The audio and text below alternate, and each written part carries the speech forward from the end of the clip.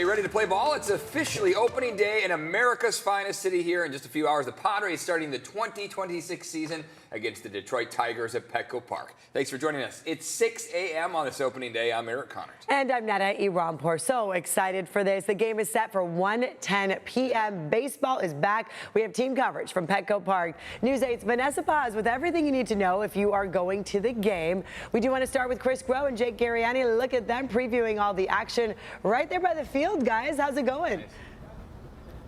It honestly has been so much fun already. You're going to hear me say this a lot. Sense of excitement, and that has been palpable really during spring training. The World Baseball Classic brought out a lot of that because you got to see a lot of the Padres superstars go ahead and compete in that as well too, Jake. But we're trying to do our best version of a good old 1-2 punch, as we said.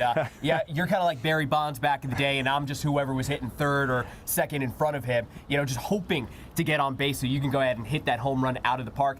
Craig Stamon, new manager, hoping to hit a home run in his first season here as the Padres. It's a name that some people may recognize, but not in this role, right? Yeah, there's a lot of dangerous things I could say about that Barry Bonds reference. I'm just going to quickly move on from that. Life comes at you fast, Chris, doesn't it? All of a sudden, Craig Stamon is the manager of the San Diego Padres. I don't think a person on the planet, aside from A.J. Preller, saw this one coming. In fact, Craig Stamon himself said he didn't expect to be in this seat until all of this went down. This was a guy who was in the front office. He was helping out with players and development. And then all of a sudden, A.J. Preller goes to him and goes, hey, what do you think about interviewing for the job? What do you think about being the manager of the San Diego Padres? And Craig had mentioned a few times, he goes, oh, I guess I could do it. I guess I could go through that process. And then all of a sudden, here we are. And this, of course, comes after Mike Shildt, the Padres manager a season ago, abruptly retires at the end of the year, after a 90-win season, after a wild card appearance. And then all of a sudden, he says, hey, I'm done. That's it for me. He's now with the Baltimore Orioles in more of a front office player development role. And then Craig Stamon enters. And this is such an interesting thing. Relief pitchers in baseball don't get hired as managers. Yeah. Craig Stamon has been hired as manager. He has never managed in Major League Baseball. He's going to manage his first game today in Major League Baseball. A lot of interesting storylines are going to follow Craig Stamon. He knows a lot of these players on the San Diego Padres. He's played with a lot of these players on the San Diego Padres, which is so interesting when you talk about clubhouse vibes. And some of the first things I've heard from the players about the type of manager Craig Stamon is, number one, awesome human being. Number two, hugely family oriented. And number three, this guy is focused on winning and keeping a clubhouse together in the vibes within that clubhouse. We heard from the manager Craig Stamon yesterday in his availability, and he had this to say about managing his first ever game in Major League Baseball. Excited. I physically don't have to be ready, but mentally I got to be ready.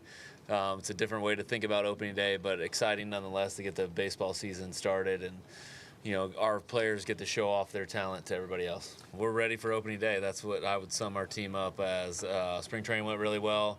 Felt like we were able to work on some things individually to make them a little bit better.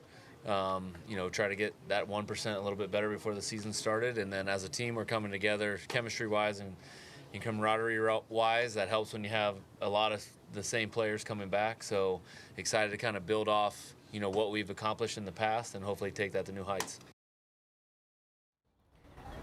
It's funny, you hear Craig Stamon talk about some of the faces coming back, some of the new people. One of the new people is Nick Castellanos, who left Philadelphia under a lot of scrutiny and a lot of maybe turmoil with the Phillies, but he comes to San Diego with a lot of people that he recognizes, even playing baseball at a young age with Manny Machado. And then it's all about the clubhouse vibes from that point. Well, and that's funny that you mentioned that, because I think a lot of people maybe discount that player connection. Guys who grew up together in South Florida, Manny Machado, as you said, and Nick Castellanos, and then being able to sort of bridge that vibe between players, managers. As you mentioned, Stamon is someone who worked directly with these players. Did the guys essentially say that that's sort of the vibe in the locker room right now, that sort of that bridge between manager and player there is you don't even need to cross it. You're boys with the manager, right? Absolutely. And Nick Castellanos is a guy who doesn't say a whole lot. He's very much quiet, straightforward with the media. And when he does elaborate, you've asked him something he truly cares about. And he elaborated yesterday when asked about Craig Stamon, the manager. First off, great human. I feel like he has a great balance on his at-home life and at the field life, which for me is important. He really cares about his guys.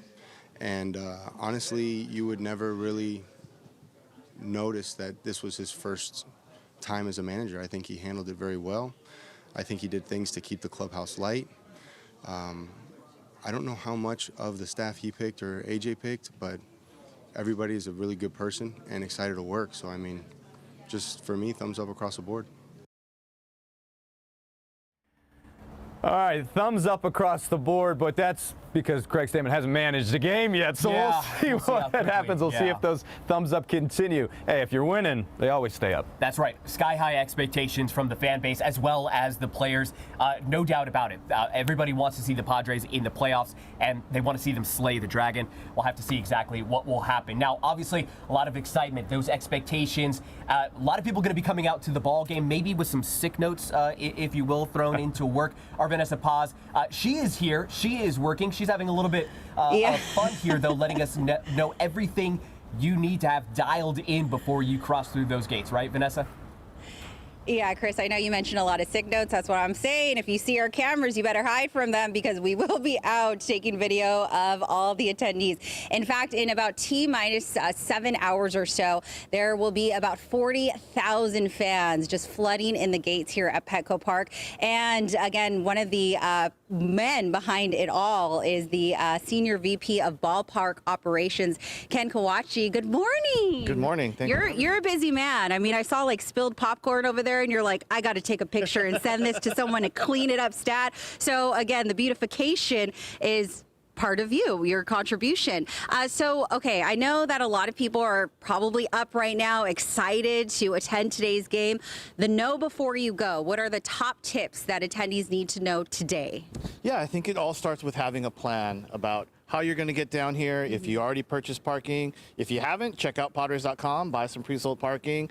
If you're not, hey, take public transportation, right? The Coaster, MTS, all great options, drop you within blocks of Petco Park. And when you get here, just remember, you don't have to take anything out of your pockets, right? Just have your phone ready with the MLB Ballpark app and your tickets and come on in and have a great time. Got it. And as far as security, is there anything that you guys are ramping up this year that is different from years prior? I know you guys are really strict with the bag policy. And so what are some of kind of the rules, guidelines maybe for first timers? Yeah, absolutely. Yeah, so our bag policy is single compartment, clear bags, 12 inches by 6 inches by 12 inches. And for those ladies, got to look cute coming down to the ballpark, right? Got those clutches. Those need to be 5 inches by 7 inches. And then parents, right, with infants, babies on the way, those diaper bags, always welcome in the ballpark. And we emphasize leave early to avoid the long lines. How early do you think that attendees should be arriving here at Petco? I think you just want to get down here and be part of the festivities and the fun of opening day. I think the great thing about the security technology that we use here is we're able to get fans in really, really quickly. So, hey, don't worry about coming, get here early and just be ready to come in and have a great time. Thank you so much, Ken. Again, I know you're very busy, so thank you for taking the time to chat with us this morning. All right, there it is, Ken. You heard it from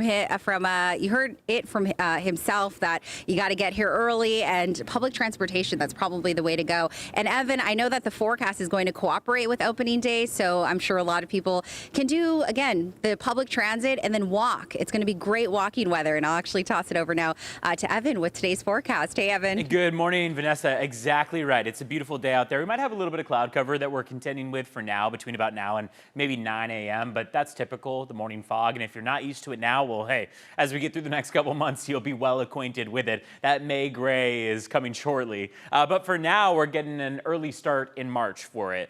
We've got the overcast skies all the way through about 9 and 10 a.m. In some cases, that will come in the form of foggy skies. Temperatures warming up from the 50s to the 60s. And then by the time we get to the start of the game, should be at about 74 degrees. Now, if you're inland, it's a bit of a different situation. We are warmer as you move east. 87 toward our inland valleys. Our eastern valleys could even get all the way up to about 89 degrees. Mountains are going for 82. In the desert, it's 101 this afternoon. temperatures across the board, they're going to start to cool as we get toward the beginning of next week, and in particular Sunday through about Wednesday. As we look live outside, there's a little bit of the fog looking toward La Jolla. Sunrise 6:44, about a half hour out, and sunset coming at 7:05. But spots to watch for in terms of reduced visibility. Fallbrook is at half a mile. You got Brownfield at about 3 miles right now. Let's take a look at your rain chances. This helps tell the story of the dry start to the weekend that we'll have, and really now through about Monday, we're fine. Then by Tuesday, Wednesday, repeated troughs of low pressure start to slide in, give us cooler temperatures, big drop in temperatures, cloudier skies, and dare we say our next opportunity at rain. We'll keep tabs on it as those models start to come into agreement. Let's check in on traffic. So far, your road conditions are starting to get a little busy out there. We can take you to 2 separate crashes that have already popped up as we start the morning. Neither of them are causing any major delays nor the stalled vehicles, so volume is still pretty light, but we do have an accident blocking the center divider in Tier Santa. It's on the 15 southbound right before Claremont Mesa Boulevard. Taking you farther south on the 54, there's also an accident blocking the left lane. That's in Bonita. It's on the 54 westbound right after Woodman Street. Let's take a look at your border wait times to kick off the morning. Right now, it looks like the drive across the border from San Ysidro is 95 minutes. Otay Mesa Port of Entry, you'll get across maybe 20 minutes quicker. It'll take you about an hour 15 in total.